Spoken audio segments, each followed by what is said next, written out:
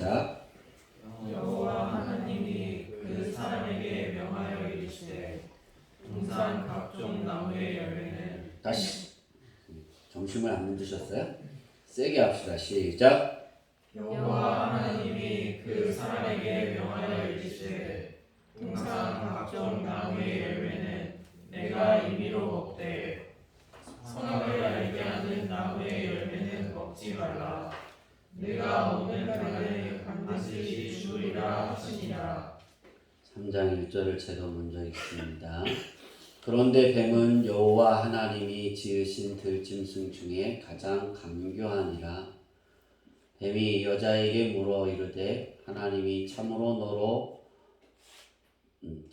너희에게 동산 모든 나무의 열매를 먹지 말라 하시더냐.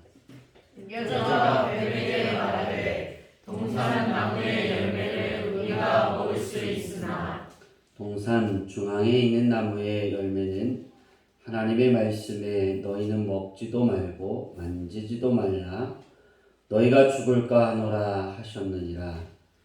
뱀이 여자에게 이르되 너희가 결코 죽지 아니하리라. 너희가 그것을 먹는 날에는 너희 눈이 밝아져 하나님과 같이 되어 선악을 알 줄 하나님이 아심이니라. 여자가 그 나무를 본즉 먹음직도 하고 우왕직도 하고 지혜롭게 할 만큼 탐스럽게 하는 나무니라. 여자가 그 열매를 따먹고 자기와 함께 있는 남편에게도 주매 그도 먹은지라. 다 같이 읽습니다. 이에 그들의 눈이 밝아서 자기들이 벗은 줄 알고 무화과 나무 잎을 엮어 치마로 삼았더라. 아멘. 할렐루야. 아멘. 작은 차이입니다. 작은 차이. 큰 차이요? 큰 차이가 나면 우리는 그것이 하나님이 원하시지 않는 것이라고 알고 우리는 그 일을 하지 않습니다. 우리가 하와처럼 하나님이 기뻐하지 않는 그것을 선택하게 되는 이유가 어떤 거냐면 아주 작은 차이에서 비롯되어진다는 겁니다. 에덴 동산은 천지창조에서 하나님의 최고의 작품이다라고 할 수 있습니다. 하나님이 특별히 만들어주신 가장 아늑하고 가장 포근한 사랑의 보금자리입니다. 다시 말해서 에덴 동산은 가장 사람들이 살기에 가장 좋은 환경을 하나님이 만드시고 그리고 난 이후에 사람을 만드셔서 그곳에 살게 하셨어요. 결혼을 앞둔 사람들, 제가 이 말씀을 작은 차이를 준비하면서 결혼을 앞둔 사람들은 어떤 기도를 해야 될까? 그 여러 가지 기도의 제목들이 있겠지만 자녀들을 위해서 기도하고 또 대상자들이 기도할 때 이렇게 기도하면 참 좋을 것 같아요. 한번 따라해 볼까요? 우리 생활에 거처가 에덴 동산이 되게 해 주옵소서. 이 기도는 정말 중요한 기도입니다. 그러니까 새로운 가정을 꾸미는 데 있어서 또 자녀들이 새로운 가정을 꾸미게 하는 그것을 꿈을 꾸면서 하나님 에덴 동산 같은 거처가 되게 하옵소서. 어디에 있든 어느 자리에 세워지든입니다. 에덴 동산 중앙에는 생명나무와 선악과 나무가 배치되어 있다라고 창세기에 그대로 에덴 동산을 설명하고 있어요. 다시 말하면 생명나무 열매와 하나님이 명령하신 선악과 나무. 그러니까 생명나무 열매는 내가 몸이 좀 안 좋다 하면 못 다 먹으면 돼요? 그렇죠? 내가 죽을 것 같다 그러면 못 다 먹으면 돼요? 생명나무. 싫으세요? 생명나무 영원히 살 수 있는 거예요. 진시황제가 영원히 살 수 있는 그런 거를 차지하려다가 나라를 다 말아먹었잖아요. 그죠? 송두리째 말아. 그 중국을 망하게 한 건 진시황이에요. 이제 그건 지나가고요. 시간이 없으니까. 다시 말해서 하나님이 가장 중요한 것을 에덴 동산 가운데 만들어 놓으셨는데 하나는 생명나무, 하나는 하나님의 명령인 선악과 나무예요. 하나님의 계약이죠. 선악과 나무는. 그러니까 생명나무까지는 내가 먹고 싶은 대로 먹는 거예요. 그죠? 막 죽음이 다가오고 있다는 걸 느낄 때 내가 임의로 따먹으면 돼요. 그죠? 그러면 일주일 남았는데 몇 년으로 돌아가는 거예요? 생명나무 열매를 따먹었어요. 몇 년으로 돌아가요? 난 그런 걸 안 돼. 다시 돌아가면 다시 젊어지는 거죠. 다시 우리가 뭐라 그러죠? 회춘한다 그래야겠죠? 생명을 계속 유지시킬 수 있는 생명나무죠. 우리가 보려고 하는 부분은 이 생명나무가 아니라 선악과 나무인데요. 아주 작은 차이입니다. 합당한 하나님의 말씀에 합당하게 사는 것은 그 열매를 따먹지 않는 거예요. 그죠? 그런데 이게 아주 작은 차이로 그 선악과 나무를 따먹게 됩니다. 그죠? 오늘 우리가 인생을 살아가면서 하나님께 예배 드리는 거 다 알아요. 하나님 말씀대로 사는 거 다 알아요. 하나님께 기도하고 살아가는 거 다 알아요. 그런데 그게 안 될 때는 왜 안 될까예요. 근데 우리는 그게 왜 안 될까를 어디서 찾아보냐면 큰 그림에서 찾는다고요. 큰 문제 안에서 그것을 찾으려고 해요. 근데 그러면 찾지 못해요. 가장 중요한 건 아주 작은 것부터 찾아야 돼요. 지도자라는 건 어떤 사람이냐면 큰 그림을 그릴 줄 아는 사람이 지도자예요. 근데 이 큰 그림 안에서 작은 차이 하나를 찾아내는 것이 지도자고 리더자예요. 그러니까 지도자는 큰 그림을 그려내고 그리고 그 작은 차이를 하나 찾아서 그것을 해결해 나가는 거예요.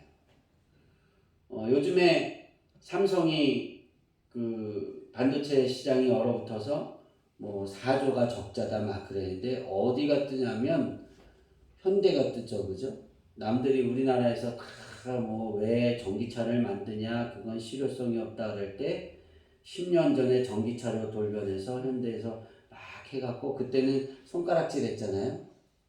정의선 사장을. 근데 지금 뭐예요? 세계 2위래잖아요. 현대가. 기사 못 보셨어요? 우리나라 현대 기아차가 세계 2위로 등극을 했어요. 뭐 때문에 등극했는지 아세요? 전기차 하나예요. 근데 전기차를 이야기하기 전에 그 전기차를 내놓을 때 현대는 뭘 내놓고 있냐면 수소차를 내놓고 있잖아요. 그 미래에 먹고 살 수 있는 건 수소를 에너지로 삼는다. 그런데 전 세계가 뭘 집중하고 있어요? 수소를 보고 있잖아요. 전기에서 수소로 넘어가는 거예요. 화석연료에서 전기로 넘어갔다. 전기에서 수소로 넘어가는 거예요. 물에서 꺼내는 에너지를. 바닷물에서 수소를 꺼내는 거. 엄청나잖아요. 어마어마하잖아요. 그게 원천 기술이 현대에 지금 있어요. 그러니까 세계에서 뭘 하려면 누구한테 돈을 내고 사고 가야 되는 거예요? 현대에다. 그러니까 수소차 안 만들어도 되는 거예요. 이 큰 그림을 그려놓고 작은 하나하나를 해결해 나가야 되는 거예요. 신앙인들이, 크리스찬들이 내가 믿음을 살아가면서 10년, 20년, 30년 내가 하나님 앞에 내 생명이 다할 때까지 내 하나님이 내게 주어진 일들이 맞춰질 때까지 믿음의 길을 유지하려면 어떤 부분들을 우리는 잘 들여다볼 수 있어야 되냐면 나의 가장 하찮은 부분, 내 일상의 생활에 가장 그냥 평범하다라고 누구나라고 다 그렇게 해 그렇게 말하는 그 자그마한 그 부분을 들여다봐서 내가 정말 이 누구나 그렇게 해 거기에 하나님이 기뻐하시는 일인지 아닌지를 들여다보고 나는 그것을 스톱하는지 하는지를 봐야 하고, 그래서 그 내 믿음의 현주소를 보고 하나님께 나가서 기도할 수 있어야 하는 거예요. 아멘. 여러분, 하나님은 에덴 동산을 창세기를 주의 깊게 보세요. 나를 하나님이 어떻게 기르시고 먹이시는지. 하나님은 사람을 먼저 만들어 놓고 에덴 동산을 창조하지 않았어요.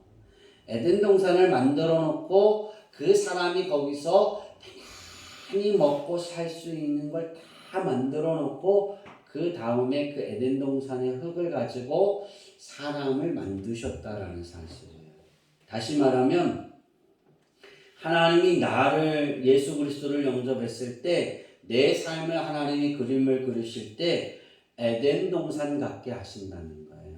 근데 그 에덴 동산 같은 것을 왜 내 삶이 에덴 동산 같지 않을까? 그 이유는 내 작은 차이를 내가 깨닫지 못하고 있는 거예요. 성경에 보면 임으로 먹어라 그랬어요. 그죠? 그러니까 선악과를 제한 모든 에덴 동산에 있는 모든 것은 네가 임으로 먹되, 근데 선악과는 먹지 마라. 임으로 먹는 건 네 마음대로 먹으라는 거예요. 그러니까 하나님이 정해놓지 않았어요. 딱 한 가지만 정해주셨어요. 자, 우리가 이 세상에 살아가면서 하나님이 딱 한 가지를 말합니다. 예수 그리스도를 믿어라. 영접하라. 그리고 내가 말하는 그 말씀에 합당한 삶을 살아라. 하나님은 그걸 요구하십니다. 돈을 많이 벌어와라 뭐 이런 거는 이건 하나님이 요구하지도 않으셨어요. 하나님의 말씀 안에 하나님의 뜻대로 하면 내 삶은 에덴 동산 같이 되는 거예요. 근데 그것이 에덴 동산이 정말 힘들고 어려워도 내 삶이 거기 안에 힘들고 어려운 가운데 살아가게 하시고 넉넉하게 하시고 즐거워지게 하신다는 거예요. 아멘. 작은 차이의 변화를 어디서 볼 수 있냐면 하와가 가지고 있었던 하나님의 말씀과 그가 생각하고 마음먹었던 작은 차이의 변화입니다. 자, 17절에 하나님은 먹지 말라, 먹으면 반드시 죽는다. 그렇게 말씀하셨어요. 그죠? 죽으리라 했어요. 3장에 보면 뱀의 질문에 하와가 이렇게 대답하죠. 만지지도 말라. 추가되죠. 하나님이 만지지 말라 그랬어요? 아니죠. 그 다음에 죽을까 하노라 그랬어요. 그죠? 뭐 했어요? 죽을까 하노라 했어요. 죽을까 하노라 있어요? 없어요? 없어요. 왜 없어요? 있죠. 반드시 죽으리라 했는데 죽을까 하노라 하는 까는 안 죽을 수도 있다라는 변화를 가졌어요. 굉장히 한 단어를 가지고 죽을 수도 있고 죽지 않을 수도 있을 것 같아 그런 말을 넣은 거예요. 이 작은 변화입니다. 추가와 작은 변화. 결코 죽지 아니하리라. 뱀이 그러잖아요. 결코 죽지 않을 것이야. 뱀의 이야기를 듣고 보니까 선악과를 보는 그 시선이 달라진 거예요. 여러분, 그 전까지는 하와는 선악과에 대한 관심이 있었어요? 없었어요? 없었어요. 왜 없었을까요? 그쵸? 먹지 말라 그랬으니까. 하지 말라가 아니라 먹지 말라 그랬으니까. 하나님이 먹지 말라 그랬으니까 관심이 없었던 거예요. 근데 작은 변화가 어떻게 생기냐면 성경은 뱀이 하나님이 만드신 짐승들 중에 가장 강교하다라 그랬어요. 잘 속이는 거예요. 그런 거 보면 뱀만 이야기했을까요?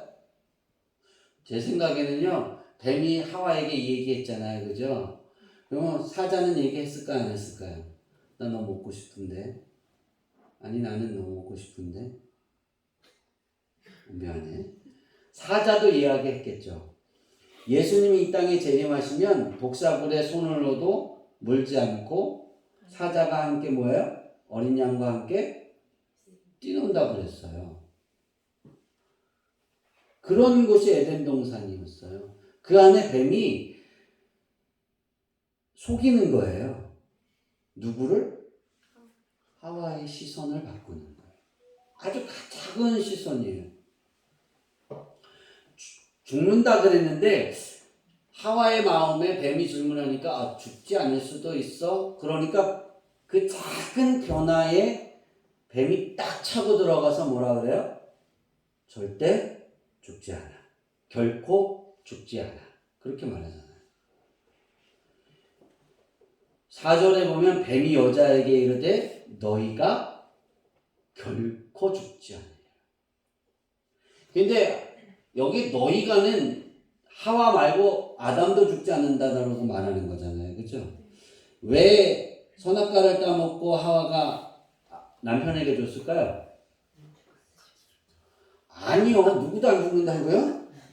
남편도 안 죽는다 그랬잖아요. 여러분 그거 아세요? 만약에 뱀이 너는 결코 죽지 않을 거야 그랬어요. 그러면 제 생각이었어요. 하와의 머리에는 하나님이 죽는다 그랬잖아요. 아담이 그 얘기를 하와에게 해줬잖아요. 아마 기가 탁도록 얘기를 했을 거예요. 선악과 나무를 생명나무 열매를 이렇게 먹으면서 이 선악과를 보면서 저거 먹으면 죽는다 그랬어. 반드시 죽는다 그랬어. 하나님이 먹지 말라 그랬어. 저거 생각하지도 마. 그랬는데 누구도 죽지 않는다고요? 남편도 죽지 않아. 그러니까 자기가 먹고 누구도 줬다고요? 남편도. 너는 안 죽는데 남편 죽을 거야 그러면 줄까요? 요즘에 부인들은 그러나요? 남편들은 그러나요? 안 그러죠? 아니 아멘이 하나도 없네요? 부모님이 그러시나요? 아니죠. 네. 내가 먹어보죠. 죽을까 하고 김이상궁처럼 맛있는 거를 놓고 내가 먼저 먹어볼게. 그럼 서로 싸우죠. 그죠? 내가 당신을 너무 사랑해서 당신이 죽으면 어떡해. 내가 먼저 먹어볼게. 그리고 얘도 김이상궁이네. 똑같이 먹었어요. 마셔보면 마셔보잖아요. 여러분 이 작은 차이가 하와가 어떻게 하와의 시선이 어떻게 변하냐면 우리 그렇게 볼까요? 6절 한번 읽어봅시다. 시작. 3장 6절 시작. 여자가 그 나무를 본즉 먹음직도 하고 보암직도 하고 지혜롭게 할 만큼 탐스럽기도 한 나무인지라. 여자가 그 열매를 따먹고 자기와 함께 있는 남편에게도 주매 그도 먹은지라. 이게 바뀐 거예요. 그전엔 거들떠보지 않았던 것이 먹음직도 하고 보암직도 하고 지혜롭게 할 만큼 어떻게 됐다고요? 내가 탐스럽다는 건 내가 소유하고 싶었다는 거예요. 그전에는 아무 생각이 없었던 거예요. 우리가 세상을 살면서 세상은 여전히 우리에게 작은 변화를 이야기합니다. 예배 한 번쯤, 한 잔의 술좀, 여러분 그거 아세요? 한 잔의 술이 너의 믿음을 방탕하게 하지 않아. 괜찮아. 천만에요. 거기서 무너져가기 시작하는 거예요. 여러분 성경에 방탕한 인물이 딱 등장할 때 어떤 사건에 방탕한 인물이 등장하냐면 노아 시대에 포도주로 인하여 방탕하고 잘못된 것을 해서 저주하는 일들이 벌어지잖아요. 한 잔의 술쯤이야. 또 우리에게 쉽게 말하는 우리가 말하는 거 욕도 있을 거고요. 상스러운 이야기도 있을 거고 음담패설도 있을 수 있어요.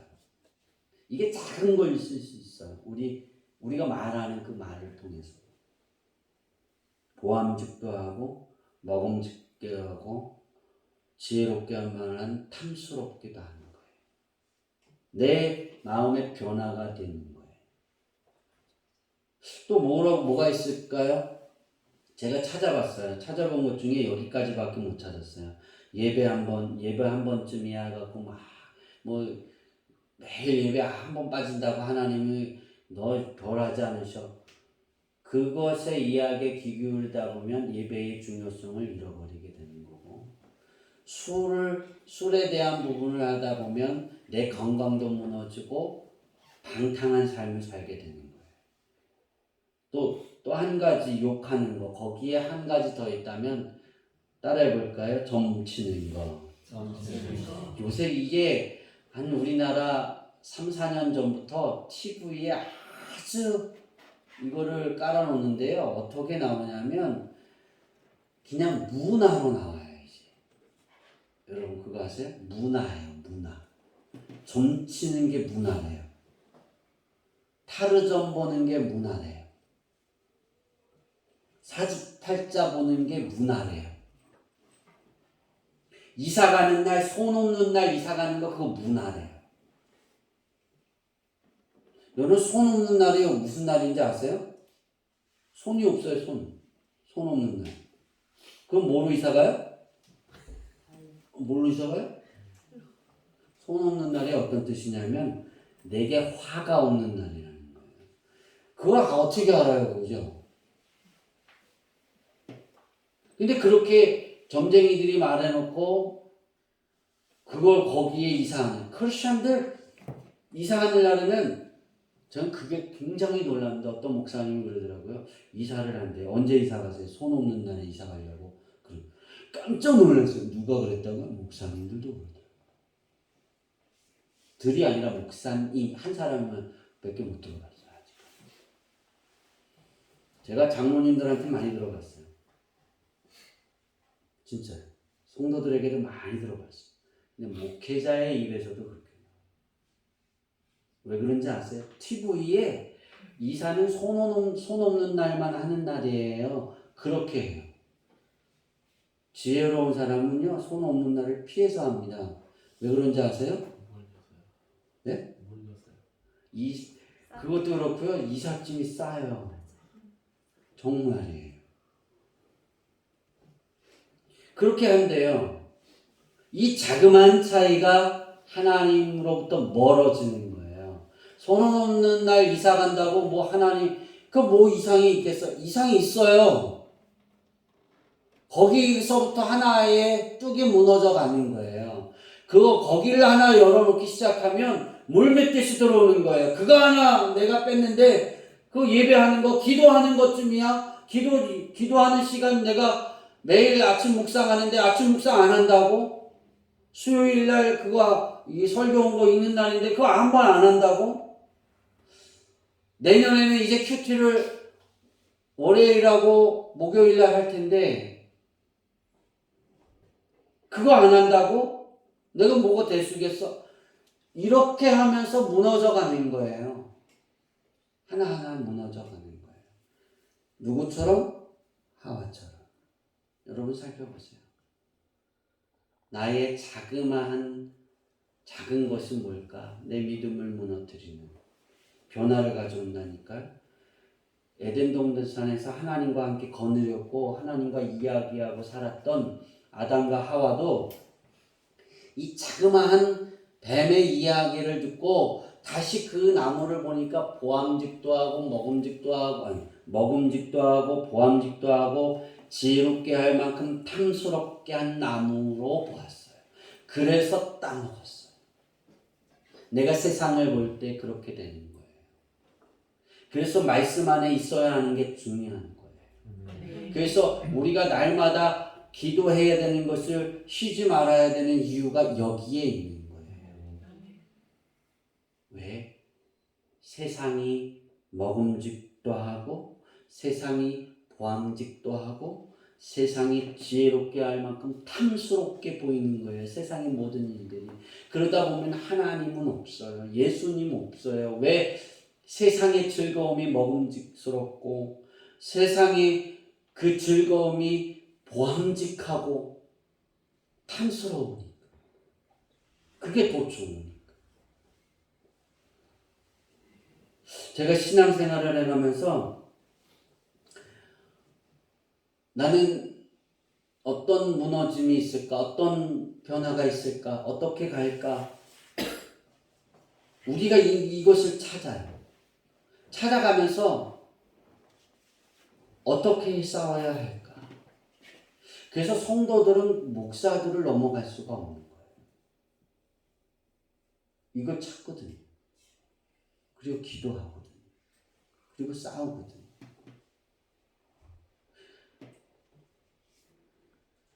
이 작은 변화는 하나님의 축복도 가립니다. 내 인생도 망가뜨립니다. 헌신도 아무 쓸모없는 것으로 만듭니다. 이 작은 떡을 찾으세요. 그리고 기도하세요. 내가 그것을 못 찾고 내가 깨닫지 못하고 있다면 하나님께 기도하세요.